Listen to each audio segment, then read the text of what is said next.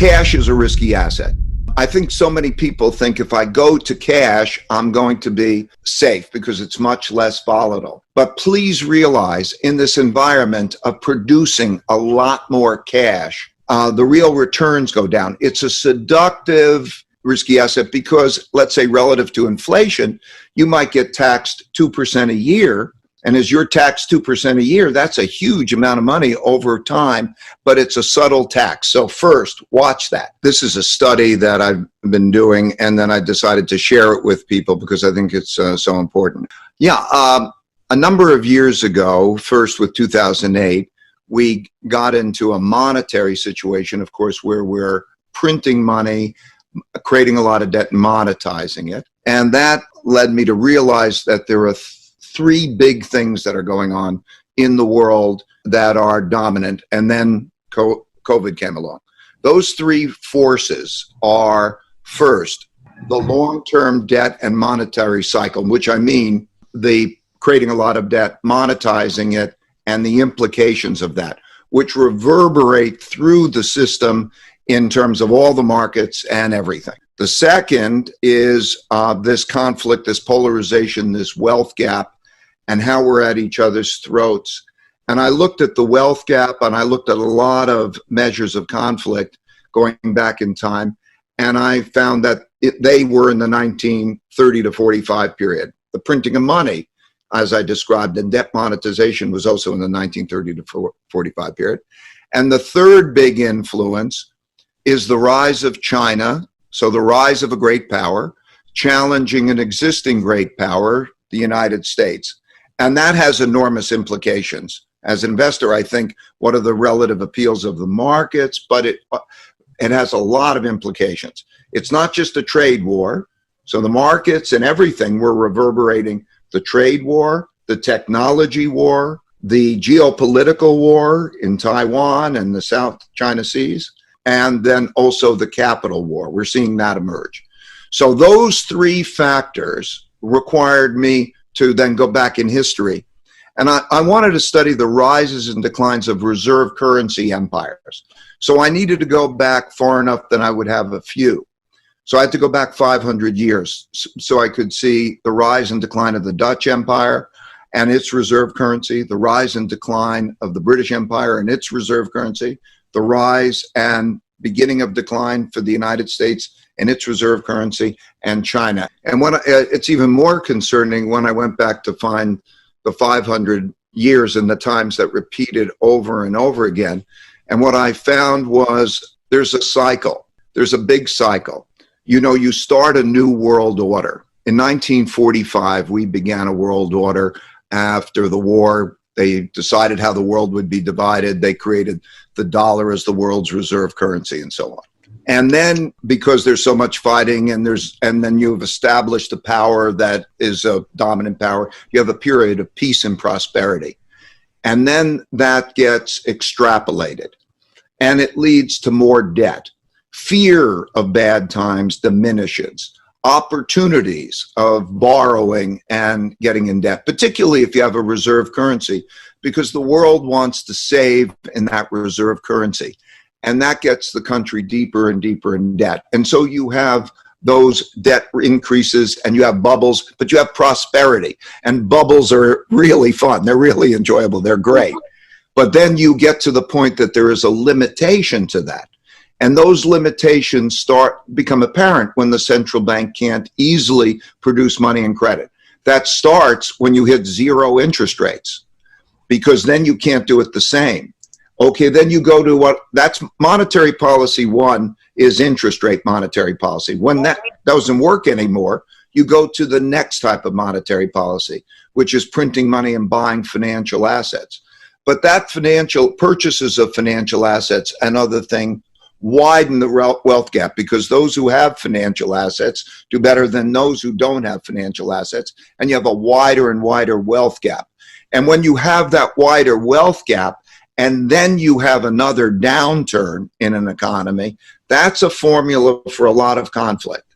And so that's what we see. So what does a central bank then do? If it taxes, it takes money out of the economy that's not good. It's a problem. And if it cuts expenses, that's a problem. So the central bank always, through history, this goes back literally thousands of years, the central bank or the entity that controls money then prints more money. Think of it, we got all those checks in the mail, and we needed to get all those checks in the mail, but you can't take it away from anybody. So where does it come from, and what are the implications? So that happens for logical reasons, and it often happens at the same time as there's a rising power externally as a competitor, which is a challenge in that environment. So yes, it's one of those times. And I think people are not aware of it, because I learned from my experiences that many things that happened in my lifetime that surprised me never happened in my lifetime before, but they happened many times before in history. And that if I would go back in history, I could see that. The first time that happened was in 1971. I was clerking on the floor of the New York Stock Exchange, and Richard Nixon gets in front of the camera and says, "We're not going to give you the gold," and devalues the dollar. And I walked on the floor of the stock exchange. I figured there was a big crisis. And I walked on the floor of the stock exchange, and the stock market was up 4%, which was the most in a couple of decades. And I said, wow, that's surprising. And then I found out that Roosevelt did the exact same thing on March 5th, 1933. And what was done in those two times is the same thing that was done on April 9th of this year, when the federal government and the Federal Reserve decided to produce a lot more money and credit. So yes, you need these perspectives, and I want to pass that along. Monetary policy 3, which is now what we are seeing and what is needed, is the production of that debt through government borrowing and the government direction of those checks to those who need it most. That's what we just saw. And that being then monetized by the central banks. And so we're in a new era, okay, of monetary policy 3, as I call it. Monetary policy 3 will mean that the free market will play a much less role in determining those capital market flows, that the government, as we come into the future, will be thinking, how do I get that money to those who need it the most? So it'll be a highly political decision, much more political than it was in the past, and that the central bank then will monetize those political decisions. So monetary policy 3 means there's that type of cooperation. So those are the two dimensions of the big change environment. You're going to see much more government influence and direction of where money goes, which will have a big impact on not only the economy, but of markets. You have to watch what they're going to spend their money on, and they have to watch where they're going to get their money from, what taxes and so on means. The government will play a bigger role. And it also means that there'll be much more debt that is monetized. And that has implications for the value of financial assets. It has implications for the value of the currencies and so on. When you get to the end of the arc, if money is hard, when it was connected to gold or it was gold, they always broke that link. And if it was soft, they would always print more money.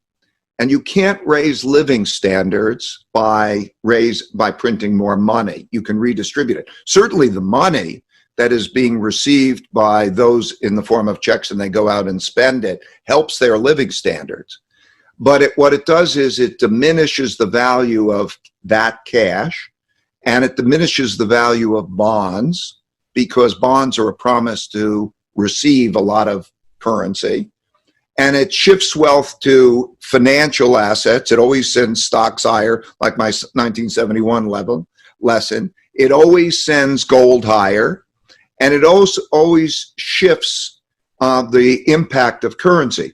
So when we're looking at this, we're going to also see, I think, the rise of the increased importance of China's renminbi as a currency. It's got a long way to go before it's going to be a reserve currency. But I think that one of the important things to see is that you're going to see favorable capital flows for China. And if you do a comparison of their markets, where their interest rates are, where their capital markets, who's doing IPOs, nearly half of the IPOs, depending, we'll find out, but something like 45% of the IPOs that there will be done in China's markets, Shanghai and Hong Kong this year, new offerings. And more you're going to see the internationalization of the renminbi. You're going to see capital flows move in those directions. And those kind of analogous movements have repeated through history.